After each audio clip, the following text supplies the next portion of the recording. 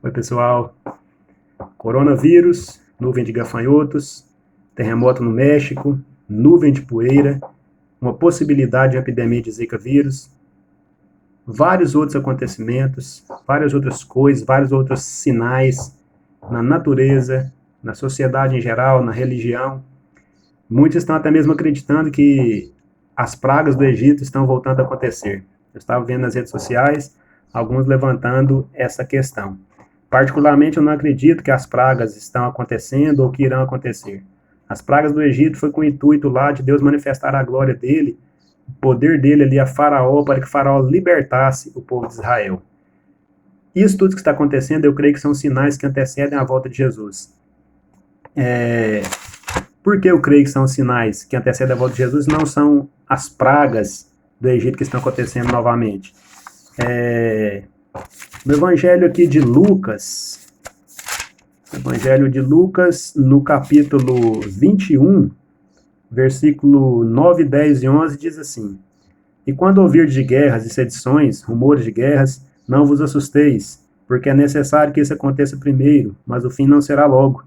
Então lhes disse: Levantar-se-á nação contra nação e reino contra reino, e haverá em vários lugares grandes terremotos e fomes e pestilências. E haverá também coisas espantosas e grandes sinais nos céus. Por isso eu acredito que tudo isso que está acontecendo são sinais que antecedem a volta de Jesus. Um pouco mais aqui à frente, no versículo 25, diz assim: E haverá sinais no sol e na lua e nas estrelas, e na terra angústia das nações, em perplexidade pelo bramido do mar e das ondas. Homens desmaiando de terror na expectação das coisas que sobrevirão ao mundo, porquanto as virtudes do céu serão abaladas. E então verão vir o Filho do Homem numa nuvem com poder e grande glória. São sinais que antecedem a volta de Jesus. O próprio Jesus aqui no Evangelho de Lucas, também nos outros evangelhos, ele deixou claro, quando começássemos a ver estes sinais, seria o princípio ali das dores que antecederiam a volta dele. Por que o princípio das dores? Porque é comparado a uma mulher grávida, quando ela começa a ter as contrações de parto. Começa ali com algumas dores e com um intervalo maior entre essas dores, e depois vai diminuindo, encurtando aquele espaço. As contrações vão acontecendo com mais frequência. Por isso foi comparado ao princípio das dores, porque os sinais começariam, né, e acontecendo de tempo em tempo, e depois iriam se encurtando o espaço. E a nossa geração está presenciando um acontecimento muito rápido desses sinais. Então, eu creio que realmente a frase Jesus está voltando não é simplesmente uma frase que pode ser dita jogada ao vento, né, como muitas vezes é usada. Ela é uma realidade, devido a todos esses sinais que estão acontecendo. Eu vi algumas pessoas também compartilhando aqui a passagem de 2 Crônicas, capítulo 7, versículo 13 e 14, onde Deus disse assim: isso que ele disse ao rei Salomão: se eu cerrar os céus e não houver chuva, ou se ordenar aos gafanhotos que consumam a terra, ou se enviar a peste entre o meu povo, e se meu povo, que se chama pelo meu nome, se humilhar e orar, e buscar a minha face, e se converter dos seus maus caminhos, então eu ouvirei dos céus e perdoarei os seus pecados e sararei a sua terra. Muitos estão associando essa questão aí dos gafanhotos, da nuvem de gafanhoto que pode chegar ao Brasil. E aqui fala que se Deus cerrasse os céus para não haver chuva, enviassem aos gafanhotos para consumir a terra, enviar a peste, a doença entre o povo, nós percebemos aqui que é Deus que traz todas essas coisas, que permite todas essas coisas. Ele tem o controle de tudo. Muitos acreditam que é o diabo que traz todo o mal, que traz toda a doença, que traz toda a tragédia. Pode até ser o diabo, mas com a permissão de Deus. Isso nós vemos lá no livro de Jó claramente, onde Deus deu permissão para que o diabo tocasse em Jó ali, nos bens dele, na família dele, mas ao mesmo tempo que Deus deu a permissão, Deus também deu a limitação. Deus pôs limite para a ação do diabo.